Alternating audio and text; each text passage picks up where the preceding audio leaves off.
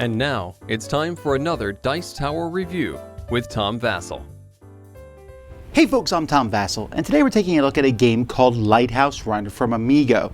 Now, AMIGO puts out a lot of great family-style games, but this one caught my eye because it looked familiar, and then I remembered several years ago, I actually saw this game as a prototype at Origins where the designer was showing it off with electronic lighthouses, and I remember thinking, that's kind of an interesting concept, but no way is anyone ever going to print that. Well, lo and behold, someone did. No electronic components in this game. You don't need that, but it is a family racing style game where you're trying to race your sailboats down the river. Here's how it plays.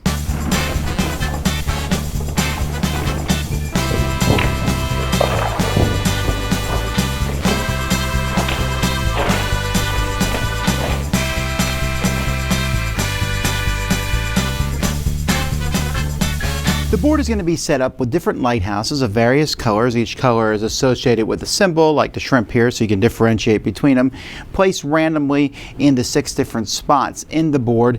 The first, the third, and the fifth lighthouse are going to have lights placed in the top of them. Each player is going to get an identical set of cards, and they're going to have 5 ships that are set here at the beginning of the track. So you have these different cards. They're going to show various lighthouses and show ships at the bottom moving. Players are going to start with 3 of these cards in their hand. One player is going to be given this cloud to go first, and you begin. On your turn, you will play a card from your hand. First, you will do the top part, which is move a light to that color lighthouse. Now, if I played this one, for example, a yellow lighthouse, it already has a light in it. But if I played this green one, for example, I could decide to move this light to this one here if I wanted to. I could pick any of them. I also could choose not to do it if I wanted to. If I have this one, I can move any light to any spot of my choice. Then at the bottom, you will do whatever it says here. So for example, this one here says move one of my ships 3 spaces. 1, 2, 3. However, you can only move your ships in spots that are lit up. So this lighthouse lights up these 2 spots, this one these 2, this one these 3, 3, 4, and 4. These 3 are always lit. So if you cannot get into a spot, so for example, if this one here moves 3 spaces, 1, but he can no longer move because these spots are not lit. Now, if this one's not lit and I get a 3 movement with this blue one, I can go 1, 2, 3 and move there because I'm not moving into spots without light. I started in one, but this spot has light in it. If you play this card here, you pick a spot, any spot on the board, and move 1 ship of each color of that. And that can even be the starting spot. So here I can move all these guys forward 2 spots. If you do this, and you move ships of another person's color, at least one of another color, you can then move your own ship again. Although in this case that'd be a bad idea. But here, let's say I was blue, I would be able to move 2 more forward.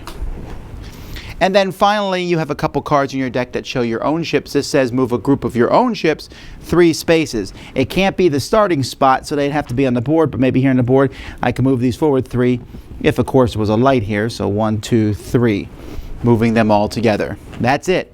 Now, when you get back to the person who has the cloud, they will skip their turn and instead hand the cloud to the next player.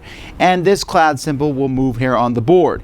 Now, for the first 7 turns of the game, that doesn't mean anything. But then once the cloud hits here, any ships that have not reached that spot are done.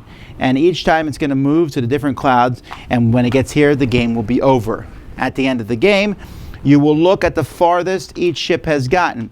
So for example, these blue ships will get 3 points each. This blue ship also 3 points. This one also 3. It would have to get here to get 4 points. And you can see over here you get 9, 10, 11, and 12 more points as you go down farther. Whoever has the most points is the winner. If there's a tie, each player will be left with 2 cards in your hand. You'll add these numbers together and a higher number breaks the tie. Now this is kind of neat because the game board actually has holes punched in it. These lighthouses are made up, they come like this, and you just fold them together, drop this ring on top. It holds it very firmly in place. Well, maybe you should get it right position before you drop it on top. And then it sits here, and they're pretty snug. These white lights, these are just wooden pieces, they fit in here. The board itself is very pretty, the whole thing looks nice. And then each player's cards are very easy, they're nice, linen finish. And while it doesn't really matter for the lighthouses what color each one is, because they have a symbol, just in case you can't tell, for the player colors, they have stickers that you can put on them so that you can tell the difference between red and green.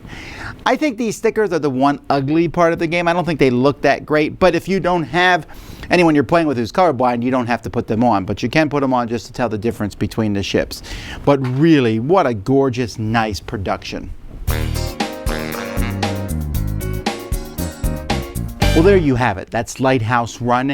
It is a very simple game. There's not a lot of complexity here. You're just moving your boats down, trying to move the lights to the houses where you can move them, maybe move a light where the next person is not going to be able to move as well, moving sometimes with other ships, but hopefully at the, you're helping them out, but hopefully moving yourself farther down the river, trying to shoot down to get to the end. Every game of this that I played has ended with a fairly close score. In fact, you can see the first time we played it live, we played it here on the channel, and it's such a fun game for families. I really like it. This is the kind of game that I think might end up on the Spiel des Jahres, at least the recommended list, because it's a game it's a racing game. It's lighthearted. Like, you're not going to sit here and think about no one's going to write articles on the strategy of Lighthouse Run. But we are going to see people say, this is a lot of fun and I really enjoyed playing this. Adults, kids, it fits all the groups. The pieces are fantastic. It's simple. It reminds me of another racing game, Jamaica, in some ways. Not fighting in this one. But there definitely is that interaction as back and forth between the players as you try to mess each other over a little bit by the lights. It's not strong in-your-face interaction, but definitely is, moving the lights to where maybe they can't move, or setting yourself up for a future turn. But these lights are going to be moving around. Sometimes your moves aren't going to be great, but you always get to do something on your turn, and usually one of your 3 cards is going to work pretty well. You want to get all your ships together, maybe 3 of your ships, you can play that card, and man, I get to move a lot of ships, a lot of spaces. Or you're helping other people out, but so that you can move farther. Nice, solid decisions. It says 8+ on the box. I think that's a very accurate number. This is not necessarily a kid's game, but it's one that kids can easily play and enjoy. The lighthouse motif looks good. When people walk by, they're like, what is this game? And it's one I think could easily be put in a mass market store. So currently, it's not, the rules aren't in English, although you can get them online in English.